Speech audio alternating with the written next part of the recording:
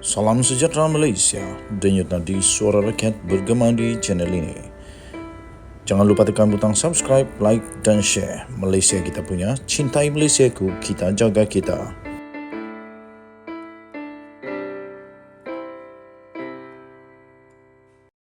Salam sejahtera Malaysia. Pada usia 98 tahun, Tun Mahathir masih lagikah dia ini membawa impak kepada politik Malaysia? Saya fikir tidak. Apa pendapat kamu? Saya fikir Tun Mahathir punya zaman sudah limpas lah, sudah lalu, sudah expired. Buktinya pada PRU yang lalu, di tempat yang dia tak mungkin akan kalah, orang kata dululah, mustahil boleh kalah. Tapi akhirnya dia hilang deposit, hanya dapat 4,000 saja. Sehingga Tun Mahathir kata, apa salah saya sehingga saya ditolak di Langkawi? Bukan salah kok, tak ada salah, tetapi sudah terlalu tua. Macam mana lagi orang mau berhikmat dengan usia 98 tahun? Aduh, itu masanya untuk sisa-sisa mengumpul amal-amal ibadah untuk dunia seterusnya. Itu pendapat saya lah. Pendapat kamu apa pula? Okey, baik. Tun Mahathir keluar parti untuk memudahkan Mukris bawa pejuang bekerjasama dengan Anwar. Wow, ini satu kejutan. Tun Mahathir memang ada masalah dengan Anwar, tapi Mukris adakah masalah dengan Anwar? Betul kan ni? Pertama, betulkah benda ni? Kedua, sanggupkah Anwar bekerjasama dengan Mukris Mahathir? Ketiga, sanggupkah Mukris bekerjasama dengan Anwar? Itu soalan-soalan dia. Dalam satu perkembangan yang agak mengejutkan semalam, Tun Mahathir bersama dengan 12 pengikut kuatnya mengumumkan keluar dari Pejuang, parti yang diasaskannya sendiri yang kini diterajui oleh anaknya sendiri, iaitu Mukris Mahathir.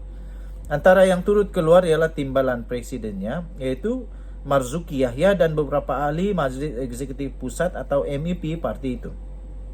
Sebelum ini, Tun Mahathir sudah pun mengumumkan pengundurannya sebagai pengerusi Pejuang.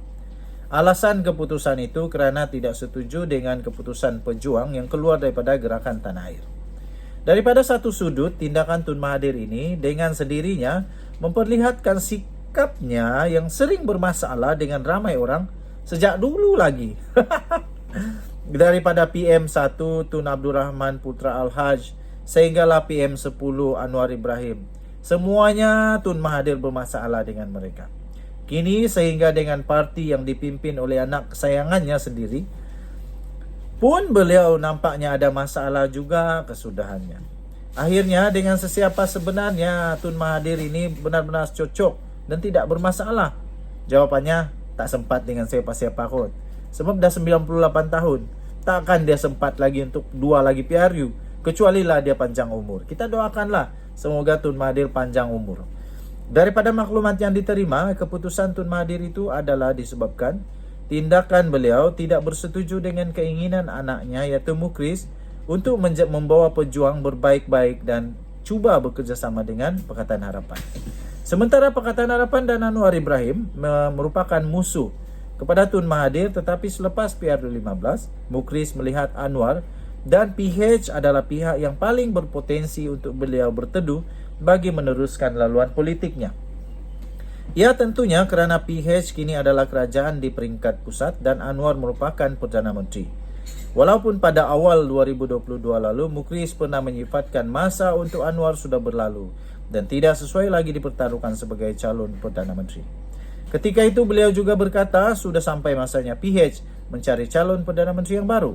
Namun dengan Anwar yang telah pun berjaya menjadi Perdana Menteri dan agar masa depannya tidak terkubur berikutan kala teruk pada PRU15 baru-baru ini, Mukris kini sanggup menelan kembali kata-katanya itu dengan ingin membawa Pejuang bekerjasama dengan Pakatan Harapan. Sandaran utama Mukris untuk membawa Pejuang bekerjasama dan bernaung di bawah PH ialah kedudukan parti itu yang mempunyai 2 adun di Kedah. Ketika ini dirinya sendiri sebagai adun Jitra dan Setiausaha Agung Pejuang iaitu Amiruddin Hamzah sebagai adun Anak Bukit.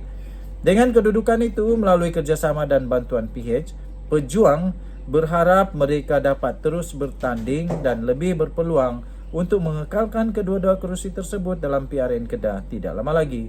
Bertanding bersendirian sebagaimana dalam PRU 15 lalu, Pejuang sedar harapan yang ada hanyalah mencatat rekod hilang deposit sekali lagi.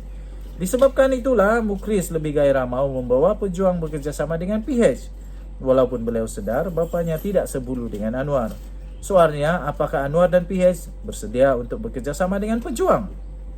Dengan ini keputusan Tun Mahathir keluar daripada Pejuang tidak mustahil adalah sebagai pengorbanan untuk memisahkan dirinya daripada parti tersebut supaya Anwar dan PH tiada masalah lagi untuk bekerjasama dengan anaknya itu. Berbanding jika Tun Mahathir masih ada bersama Pejuang, tentulah sukar untuk Anwar dan PH bekerjasama dengannya. Sekurang-kurangnya jika Pejuang dapat bekerjasama dengan PH, lebih-lebih lagi jika Mukris mampu kekal sebagai adun jitra dalam PRN Kedah, hayat politiknya bekas MB Kedah itu tidaklah berkubur begitu sahaja. PRU 16 akan datang pun, beliau boleh bertanding sekali lagi bersama dengan dan bekerjasama dengan Pakatan Harapan. Hakikatnya, nampak macam bapa berbala dengan anaknya sendiri. Sebenarnya inilah tanda ayah yang ada rasa kasih sejati. Denyut nadi suara rakyat bergema di channel ini. Bye-bye. Salam sejahtera Malaysia, denyut nadi suara rakyat bergema di channel ini. Ketika saya mendapat berita ini, saya terkebil-kebil dan terkejut. Wah, betulkah benda ni?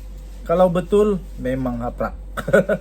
Betulkah perkara ni? Tapi saya rasa tidaklah kot, belum lagi. Okay, so sampai sekarang rakyat Malaysia masih lagi tertanya-tanya tentang minyak nak turun ke apakah. Tapi ingat, manifesto pilihan raya minyak, harga minyak naik turun itu bukan pada PRU 15, itu pada PRU yang sebelum-sebelumnya.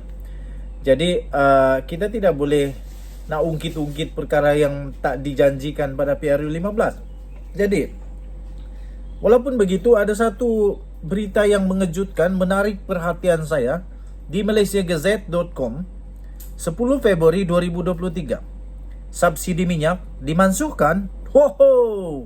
Kalau subsidi minyak dimansuhkan, memang sengsara. Kecuali gaji rakyat dinaikkan kepada RM3,000 setiap orang.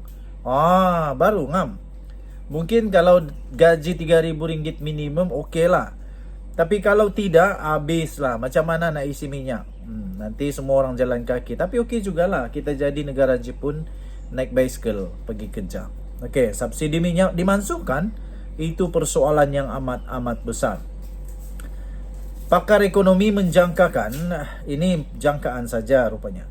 Pakar ekonomi menjangkakan kerajaan perpaduan bakal akan mengumumkan pemansuhan subsidi minyak petrol dan diesel dalam pembentangan bajet akan datang. Wah, pandai juga pakar ekonomi ni. Siapa pakar ekonomi yang menjangkakan begini? Walau bagaimanapun, kerajaan juga dijangka menggantikannya dengan sistem bantuan kepada mereka yang memerlukan. Okey. Tapi saya secara jujurnya, saya tidak setujulah. Malaysia belum bersedia.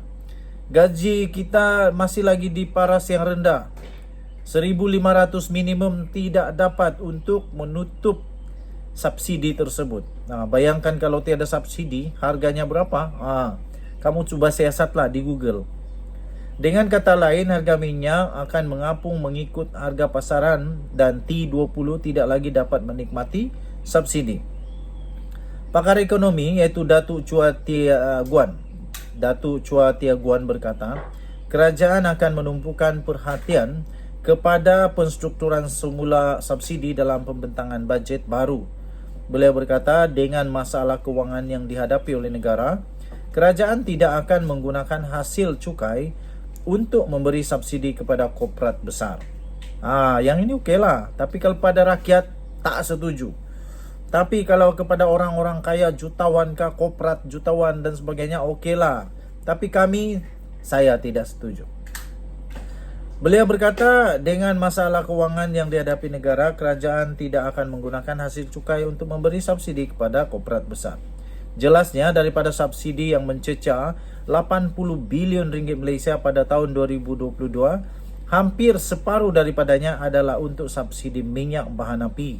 Dan subsidi minyak itu 53% digunakan ke atas T20. Begitu. Baru faham. rupa-rupanya T20 ini yang memang kaya-kaya lah, T20 ini korporat yang kaya. Jadi 53% digunakan. Jadi maksudnya 40 bilion hanya kepada mereka. Dan di bawah daripada T20, rakyat biasa yang gaji rendah-rendah ini pun dapat 40 bilion. Oh, patutlah.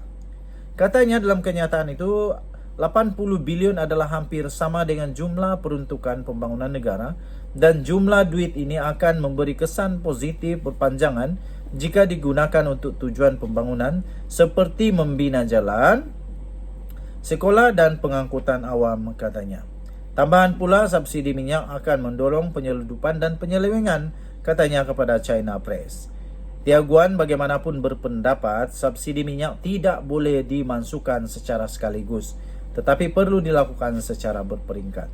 Yang ini betul juga. Perlu buat pelan-pelan kajian.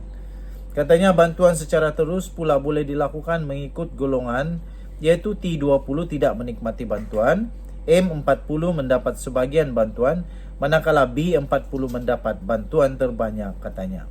Dengan pemansuhan subsidi minyak, harga minyak akan terapung mengikut harga pasaran antarabangsa. Orang ramai yang menerima bantuan pula boleh menyelaraskan perbelanjaan masing-masing mengikut pertimbangan dan keperluan sendiri, katanya. Tambahnya lagi, selain penstrukturan semula subsidi, kerajaan juga dijangka akan menjimatkan perbelanjaan yang tidak perlu, tetapi pada masa yang sama perlu berusaha untuk menjana pertumbuhan ekonomi. Katanya, belanjawan secara keseluruhannya tidak boleh dipotong secara terlalu banyak, terutamanya dengan kekhawatiran bahawa dunia akan berdepan masalah ekonomi pada 2023. Belanjawan Malaysia justru perlu mempunyai kekentalan untuk menghadapi masalah global yang mungkin berlaku, katanya. Denyut Nadi, Suara Rakyat, bergema di channel ini. Bye-bye.